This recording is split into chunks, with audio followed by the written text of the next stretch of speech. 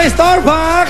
Dahil dito kasali ang lahat mga kaibigan, tuloy-tuloy lang po ang ating palitan ng mga nag-iinit na kwento tungkol sa tanong ng bayan. Ang tanong ng bayan, kung nahuling ba'y kasamang iba, susugod ka ba?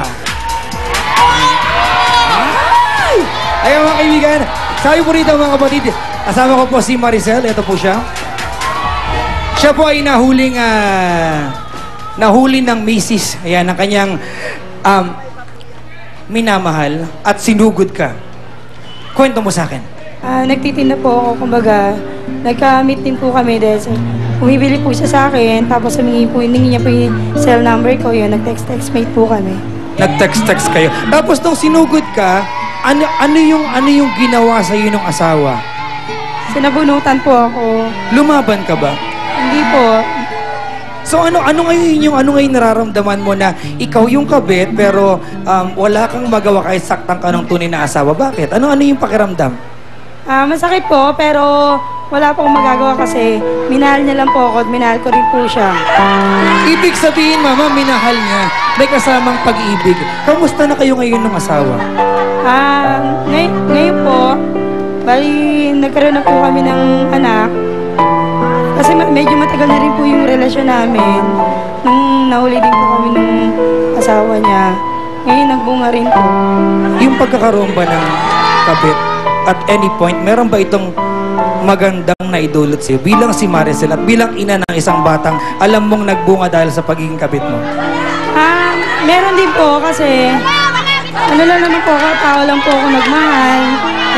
At naging masaya sa feeling niya. Siguro po, sa magandang paraan po, yung hindi niya nakita sa asawa niya, nakita niya po sa akin. Pero yun yung mama, parang di ba, sabi nila, yung kabit minsan mas mahal pa niya yung lalaki kaysa sa tunay na asawa. Yan ang hindi ko alam. Pero alam mo, pinapakinggan kita, Maricel. Pinapakinggan kita.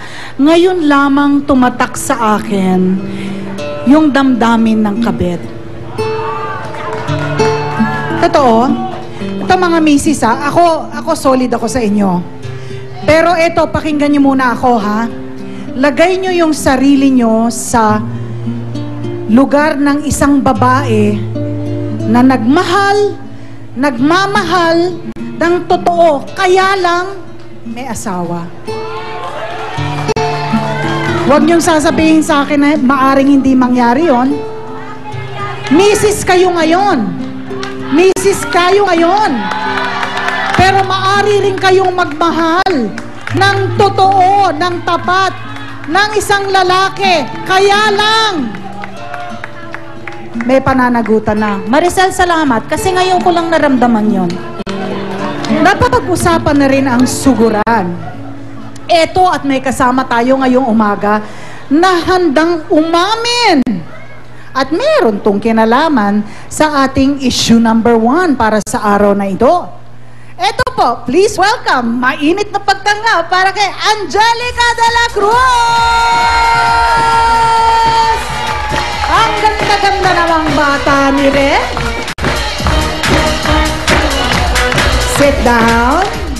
Thank you. Hello. Are you ready? Yes. Bexman to, ha? Yes.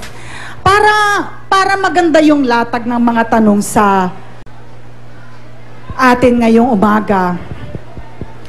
Ako si Mama Ali. Muntik mo na talaga ako maging mama, di ba? Kasi po, may panahon na yung minamahal kong anak na si Miko, ang girlfriend ay walang iba kundi yung kaharap ko. Texmana! Tsaka, Tita Al, ako yung pinakamatagal niyang girlfriend. I think, ha? Oo, hindi. At saka alam ko, mahal na mahal ka ni Miko. Alam ko. Diba? Muntik ko na talaga itong maging daughter-in-law! Muntik na! Consummation pa naman ako. Ayan. Total kasi talagang nag-pex man na siya. Itatanong na kita sa suguran issue natin ngayon, ha? Ikaw ba ever nanugod ka na? Oo naman. Wala talaga. Hindi man lang talaga pinag-isipan. Oo naman. Sino ang involved ba yung husband mo? Si Orion, asawa ko. Si Orion. Okay. nung bago pa lang kaming mag-boyfriend, meron siyang parang ex na makulit. Parang ganon. Okay lang sa akin na magkaibigan sila. Punta na punta yung babae sa bahay niya. Walang problema kasi hindi ko siya kilala. Bahay nino? Bahay ni Orion. Okay. Kasi parang, bakit ko pa kailangan pumunta dito? Eh, tapos na tayo. Oo. Ilang, kumbaga years na silang hiwalay, punta pa rin na punta yung girl. Tapos nagalit si girl, tinext ako. Galit din ako. At ano naman ang pinagte-text ni girl? Eh, kung ano-ano. Like, masakit. Hindi naman masakit, pero nakakababae. Oo. Oo. So, Parang yun sa akin, what right do you have to text me? I don't even know you. oo. Saka you belong to the past. History ka na. Actually, hindi ko talaga siya gustong puntahan. Kaya lang, there are things na kailangan mong gawin. Kasi pag hindi mo ginawa, hindi titigil. Okay. May ganun eh. Pero hindi mo inisip yung personal safety mo. Kasi baka mamaya, di ba? Ako nakakatakot yun, yung harapan na ganyan. So, baka, di ba? Ang ganda mo, di ba? Oo. Hindi. So, eksena, pumunta ka sa bahay. Humarap naman sa'yo. Hindi, nagtago. Actually, nakakahiya yung itsura ko nung nanugod ako. Galing ako ng finals ng isang dance showdown. Oo. So, naka-body makeup ako. Oo. Naka-makapal na makeup ako. At naka-taras bull ba ako. Mukha kang kontrabida. Tapos, naisip ko na lang yung itsura ko. Nung pag-uwi ko na, pagkatapos sa salamin, sabi ko, Diyos ko, nanugod ako, ganito itsura ko, nakakahiya. Oo. So, ang ibig sabihin nun, hindi mo talaga plinano. Hindi. Spur of the moment. Yes. Spur What of the triggered? moment. Ano nag-trigger din sa moment na yun? Yung text. Nag-text na naman. Yung tinext, pagka-text sa akin, diretso ako. Dumiretso ka na. Ano nakalagay sa text? Ang mga talagang nagbubulungan, naghihiyawan ng mga tanong. May mga mura. May mura. At ano naman ang reaction ni Orion? Siyempre, nahiya siya sa akin. Ah, okay. Nahiya siya sa akin. Pinanindigan ka naman ni Orion. Oo naman. Kaya mo siya pinakasalan. Eto ngayon, dumako na tayo sa what if?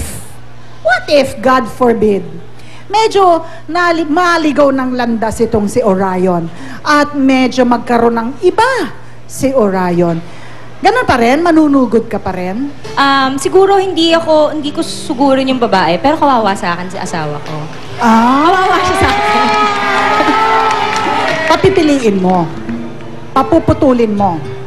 Depende. Depende sa extent ng galit ko. Kung ako yung aayaw o kung gusto ko pang i-save, marriage, or Angelica, yung public place mo nakita sa mall. Nakita mo yung mister mo, nakasama yung kanyang kalukadidang. Susugod ka ba? Mamaya sasagutin mo yan, Angelica, for us. Abangan nyo yan. Sa pagbalik din natin, meron po tayo mga kasama, misis. Nakabaliktaran mo rin. Hindi nanunugod ang alamin natin kung saan ipinagpatayo ng monumento dito sa Marikina. Sa pababalik na Starbucks. Dito, kasali ka!